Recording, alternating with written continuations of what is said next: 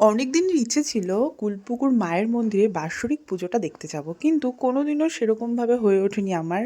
মন্দিরের খুব কাছাকাছি থাকা সত্ত্বেও কোনোদিন সম্ভব হয়ে মন ওঠেনি। থেকে যদি কিছু চাওয়া হয় আর তার মধ্যে যদি কোনো অসৎ উদ্দেশ্য না থাকে, তো আমার মনে হয় ভগবান সেটা অবশ্যই পূরণ করে। কালকে ছিল সেই দিন। আমি, আমার বোন, কাকির মেয়ে আর কাকা আমরা সবাই মিলে চলে গেছিলাম রাতের বেলায় পুজো দেখব বলে। আমরা সবাই জানি মায়ের পুজো শুরু হয় 12টার পর থেকেই, তো আমরা গেছিলাম 11টা নাগাদ, বাড়ির থেকে বেরিয়েছিলাম।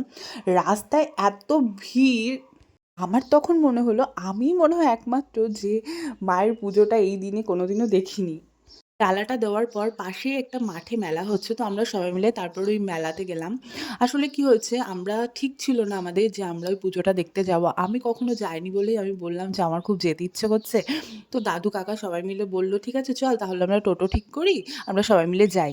তো তারপরে গেলাম, আর প্রচণ্ড খিদে পেয়ে গেছিলো, আমরা যেহেতু কিছু খাইনি। তারপরে বোনরা ফুচকা, আমরা সবাই মিলে ঘুগনি, আইসক্রিম এগুলো খেলাম। খাওয়ার পর একটু বোনকে বললাম ভিডিওটা কর, কারণ তোমাদের সাথে শেয়ার করো। আর তোমরা কে কে কুলপুকুর মন্দিরে পুজো দিতে গেছো একটু কমেন্টে জানিও।